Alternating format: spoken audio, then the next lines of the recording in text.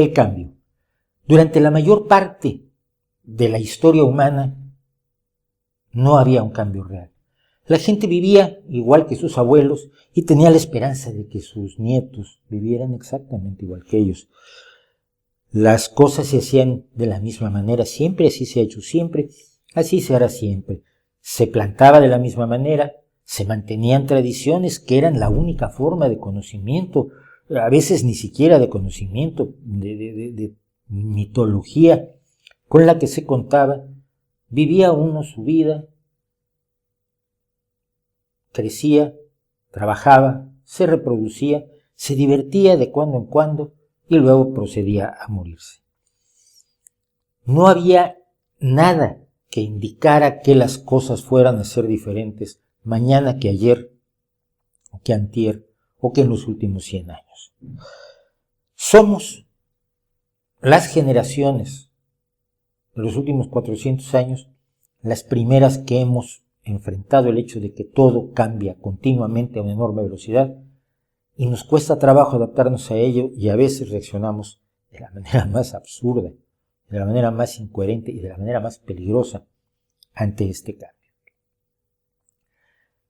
Las cosas no cambiaban porque no avanzaba el conocimiento, porque no avanzaban las ideas políticas, porque te cambiaban un rey por otro y el rey podía ser más malo o más bueno, ser más bruto o ser más inteligente, ser más bondadoso, ser más miserable con sus vasallos, pero eran cuestiones de gradación, no era un cambio radical en la vida de la gente. La aparición de la revolución científica, la aparición de la ilustración implica que el cambio se empiece a acelerar. Se descubre cómo funcionar de manera tal que se pueda cambiar realmente la realidad. No funciona la magia, no funciona la alquimia, no funciona la astrología, no funciona el tarot y no funcionan las invocaciones a los espíritus y a los santos.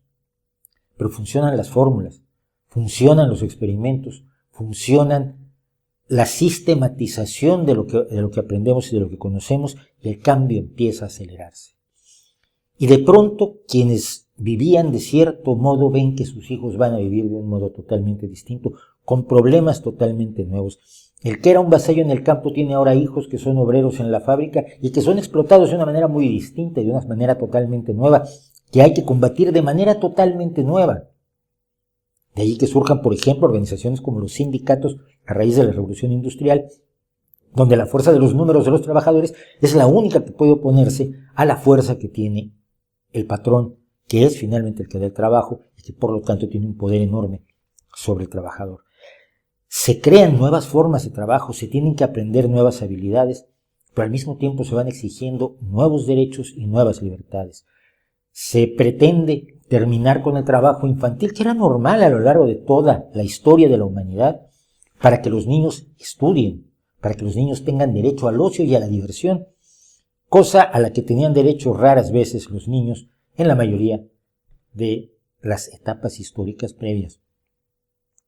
Se exigen horarios de trabajo reducidos para que la gente pueda tener tiempo para el ocio, tiempo para la diversión, tiempo para el descanso, tiempo para la familia. Se empiezan a exigir nuevos conocimientos a quienes desean desempeñar un empleo. Se empiezan a exigir al mismo tiempo nuevas responsabilidades a quienes desean poner una empresa. En el siglo XVII prácticamente cualquiera podía poner una empresa y verter cualquier cantidad de residuos horrorosamente tóxicos a cualquier río sin que nadie dijera nada. El Támesis de Londres, por ejemplo, es fuente de historias de horror sobre el pantano de inmundicia que era ese Támesis donde ahora hay patitos y hay peces. Se exigió a las empresas que fueran responsables, no quisieron, no lo hicieron generalmente de buenas, pero tuvieron que reaccionar, las cosas cambiaron, la tecnología fue cambiando, lo que antes era para solo unos pocos empezó a ser para muchos, así fuera el pollo para comerlo la gente normal, los aldeanos, la gente común y corriente, es un fenómeno muy nuevo, es un fenómeno de la Segunda Guerra Mundial. En la Segunda Guerra Mundial, para poder alimentar a la población de frente a la guerra, Estados Unidos se planteó que se criara un nuevo tipo de pollo que engordara más rápidamente. Fue el pollo broiler. El pollo broiler de la Segunda Guerra Mundial cambió los hábitos alimenticios de todo el mundo, porque ahora los pobres podían comer pollo. Antes comían pollo, 1 al año, o 2 al año, lo engordabas con las sobras que había y te lo podías comer en Navidad o en el cumpleaños de papá. Pero ahora había una abundancia de pollos porque había alimento más barato para los pollos, porque engordaban más rápido, porque tenían características genéticas, porque no necesitabas comerte a la gallina vieja ponedora cuando había dejado de poner. Se empezaron a criar pollos. Todo empezó a cambiar a una enorme velocidad. Cuando pensamos, por ejemplo, en el hambre, ya que estamos hablando de pollos, la mayoría de la gente se impone imágenes de los años 70, 80, de las grandes hambrunas que hubo en África, en Asia, en la India, en China, en Corea del Norte. La gente piensa en esos niños de barrigas distendidas de Biafra. Todavía la palabra Biafra, que mucha gente no sabe lo que significa, fue un estado que se intentó independizar de Nigeria porque tenía todo el petróleo y allí habían metido mano las industrias petroleras para independizarlo y tener acceso al petróleo nigeriano, y fue un desastre humanitario extraordinario.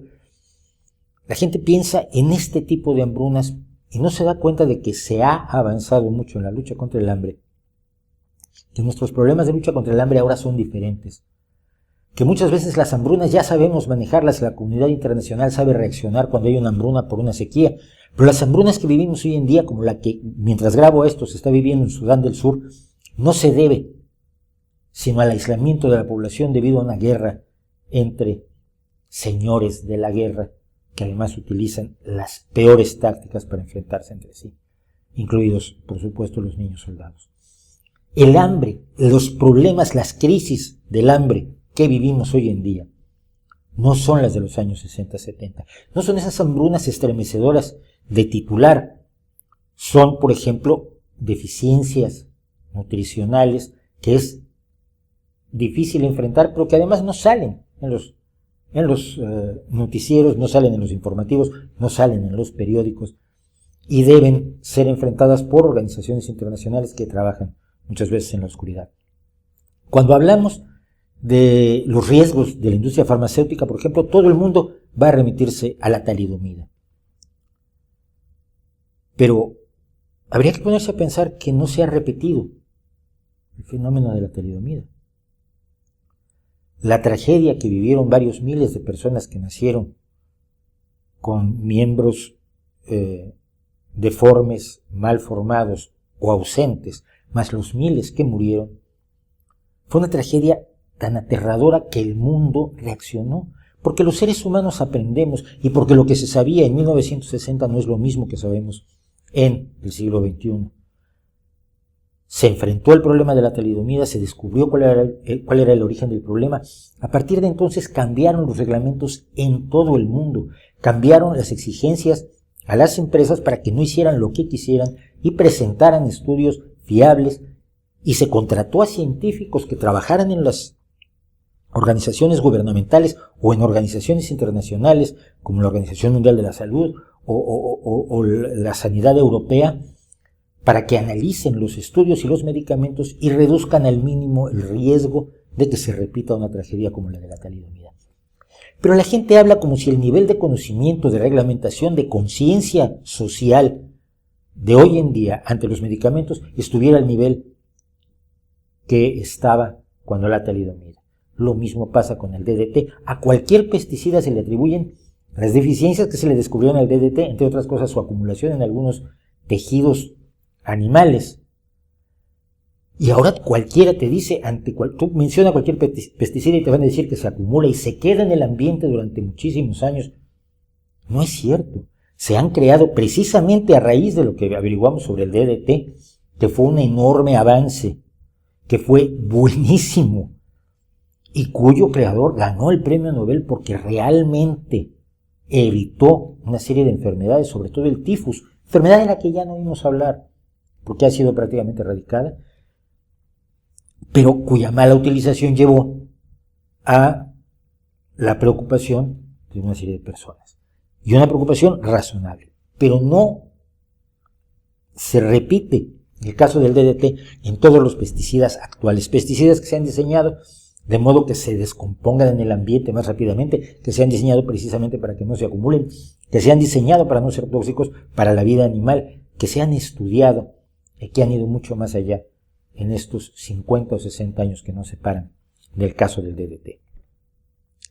El último ejemplo que voy a poner es el de la sobrepoblación, porque todavía el otro día oí que alguien se quejaba de que es que estamos al borde de la explosión demográfica que va a agotar los recursos. Todas las predicciones sobre el agotamiento de recursos han tenido siempre la característica de ser malthusianas. Malthus fue el primero que dijo que íbamos a hacer tantos que no iba a haber suficientes recursos para atendernos a todos. La idea de que el uso de un recurso sigue una progresión lineal es totalmente absurda, y la historia ha demostrado que es absurda. Antes de que nos acabemos un recurso encontramos cómo sustituirlo, porque, como dice Steven Pinker, el ser humano no necesita recursos sino soluciones. Nos íbamos a acabar la madera del mundo a la velocidad a la que se estaba quemando en la primera revolución industrial. La enorme cantidad de bosques que fueron talados para alimentar los hornos de las textileras, esas que salen en los grabados londinenses del siglo XVII, del siglo XVIII, iba a llevarnos al desastre absoluto. Íbamos a acabar con la madera. Bueno, se descubrió el uso del petróleo y se dejó de utilizar madera, e incluso se recuperaron bosques y se siguen recuperando bosques. Las cosas son más complejas que hacer una proyección lineal. Y en el caso de la sobrepoblación eso pasó. En los años 70, 80 se llegó a decir que miles de millones de personas iban a morir de hambre porque éramos demasiados. Íbamos a desbordar el planeta, nos íbamos a caer del planeta, sobre todo los que creen en la Tierra plana, si seguíamos reproduciéndonos a esa velocidad. Pero no íbamos a seguir reproduciéndonos a esa velocidad. Lo que no sabían quienes hacían esta predicción absurda era que los seres humanos tienen menos hijos cuando tienen una mejor calidad de vida. Y esa mejor calidad de vida ha venido lentamente para algunos y más rápidamente para otros debido a los avances que nos trae el cambio. Así que hemos tenido una reducción en el crecimiento poblacional y se espera que para fines de este siglo se haya estabilizado la población humana en alrededor de 11.000 millones de personas, y en tal caso podemos planificar para una población de 11.000 millones de personas y podemos buscar sustitución de recursos, mejores formas de energía, mejores formas de hacer las cosas para reducir nuestro consumo de recursos, aunque seamos más. Hoy, por ejemplo, los automóviles son infinitamente más eficientes en el uso del combustible y eficientes en la emisión de gases contaminantes a la atmósfera que en los años 70. Pero a veces la gente nos habla como si un automóvil de última generación, híbrido, fuera un tragacombustible contaminante igual a aquel Mustang 1978 en el que yo alguna vez corrí una carrera. El cambio es un hecho del que debemos estar conscientes. El cambio social, el cambio político, la forma distinta de ver las cosas, los cambios de la sociedad, el tener nuevas generaciones que tienen necesidades, deseos, objetivos, gustos totalmente diferentes y que van a tener que enfrentar realidades totalmente distintas que nosotros, tiene que estar al frente de nuestra mente cada vez que analizamos un problema social, político, económico, científico, de todo tipo en nuestro planeta. La mayoría de los empleos que yo conozco hoy no existían cuando yo era estudiante universitario. Muchos empleos que existen hoy no van a existir dentro de 10 o 20 años, pero van a existir otros nuevos.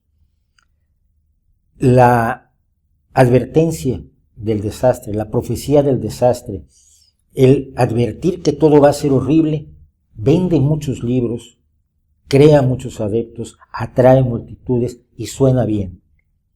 Porque el apocalipsis siempre tiene público. Pero la realidad es que para lo que tenemos que prepararnos no es para el final, como solicitaban aquellos locos que andaban por las calles anunciando el fin del mundo arrepiéntete, el final está cerca. No, es que no hay que prepararse para el final. Para lo que hay que prepararse es para seguir adelante, para alimentar a los que van a venir, para darle derechos a los que no los tienen, para darle libertades a los que no las tienen, para darles satisfactores, diversión y ocio a quienes aún no los tienen, para darle derecho de decidir sobre su futuro a través de elecciones cada vez más perfectas a quienes hoy en día lo que tienen es una tiranía y una dictadura. Lo que tenemos que hacer es prepararnos para que enfrentar los problemas de hoy, resolverlos en lo posible, para que mañana estemos en mejores condiciones de resolver los problemas que el cambio nos va a traer. Porque quien crea que va a resolver todos los problemas y en el futuro lo que está es el paraíso terrenal, se va a llevar un chasco si no se muere antes. Porque toda solución nueva trae problemas nuevos. Y si no lo hemos aprendido a estas alturas, quizás es demasiado tarde para que algunos aprendan. ¿No cree usted?